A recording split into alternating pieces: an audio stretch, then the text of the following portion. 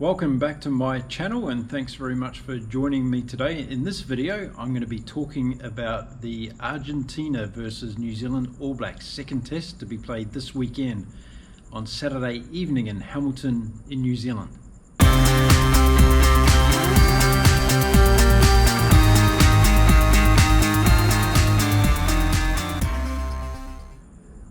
Well, it's all to play for this weekend, and the All Blacks are taking on Argentina again in the second test of their Rugby Championship round.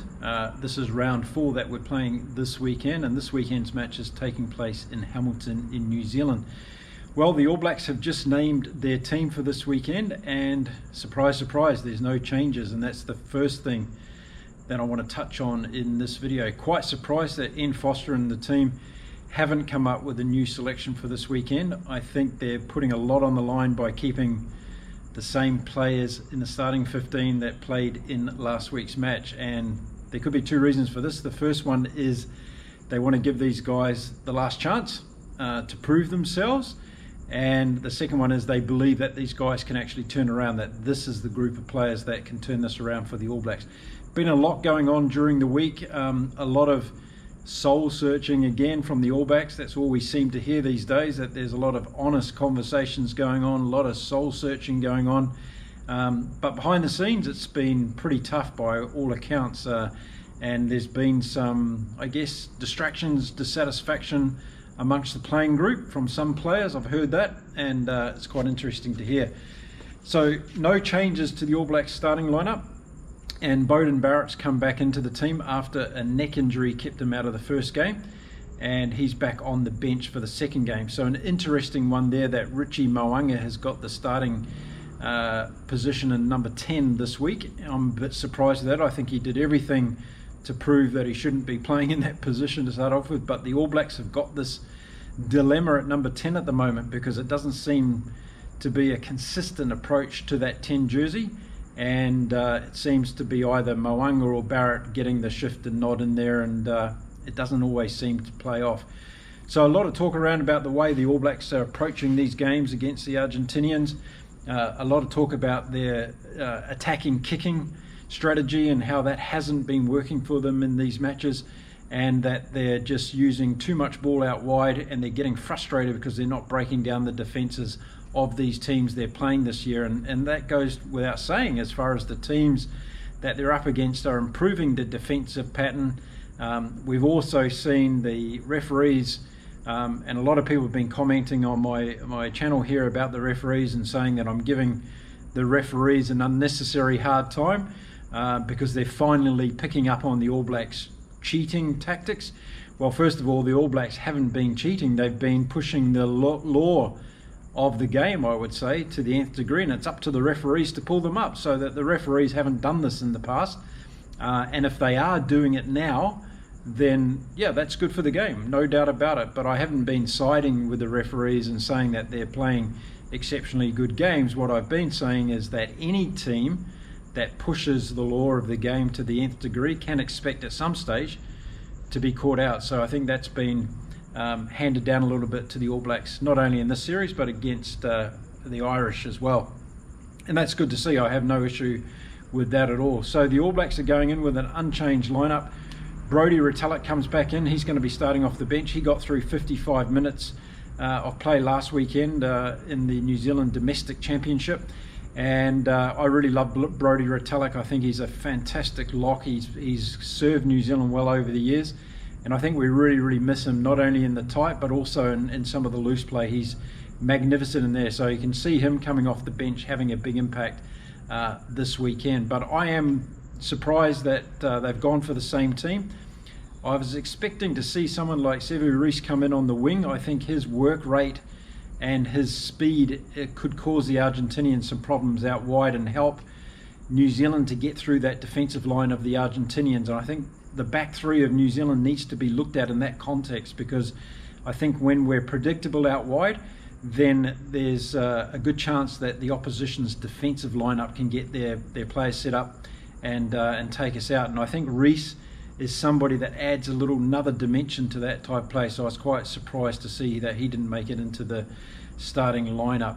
So Foster and Joe Schmidt are putting all the, I guess, pressure back onto the team that lost last weekend, and giving them a chance for redemption this weekend in Hamilton. Michael Cheika came out in the press today and said that he's really looking forward to this blockbuster. He thinks that the All Blacks are going to throw everything plus the kitchen sink at the Pumas this weekend. I don't know if the kitchen sink's going to be good enough from the All Blacks. I think there's a lot of mental games going on there at the moment.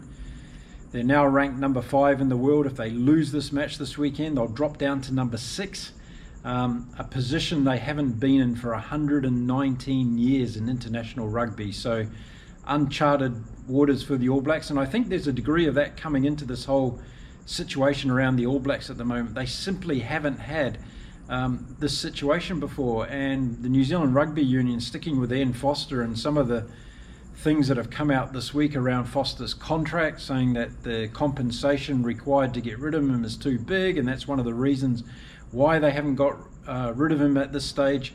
Well, another loss this weekend is going to put so much pressure on the NZRFU to do something about Foster's position.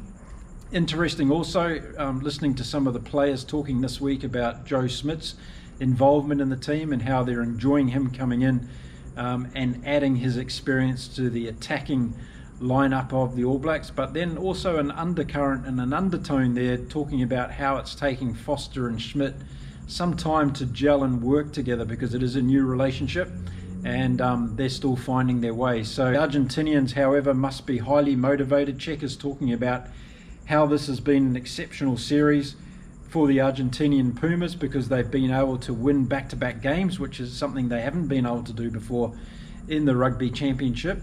And with looking ahead to the World Cup next year, this is going to be a really, really big thing for them, because they're going to install this self-belief in their players that they can win these major games back-to-back, and therefore go deeper in the World Cup tournament next year. So fantastic for the Argentinians.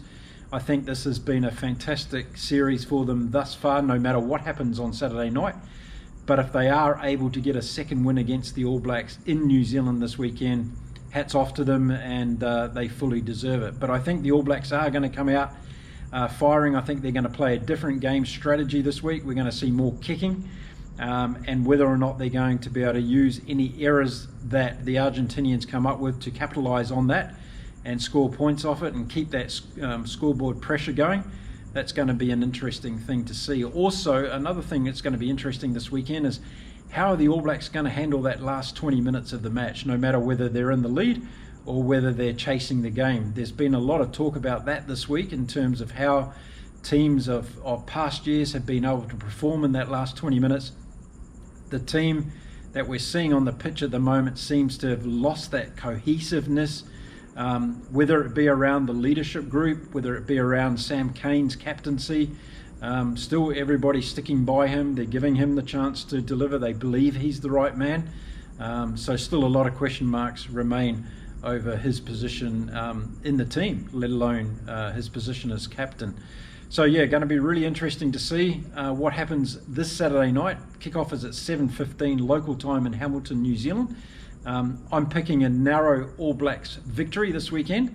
But again, just much like I said against the Springboks at Ellis Park, one win doesn't mean the All Blacks are back on track. I think it's probably just going to steady the ship for a week.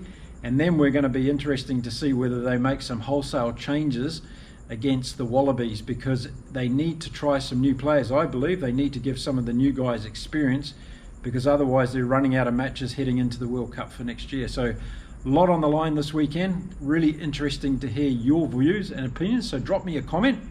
And as always, if you like the content that I'm producing, hit the little subscribe button, hit the bell notification, and give me a like up for the video as well. I appreciate that. So I'll be back after the game on Saturday and doing a review of the match, but let's see what happens on Saturday night in New Zealand between the Argentinian Pumas and the New Zealand All Blacks. Until then, have a good week, everyone.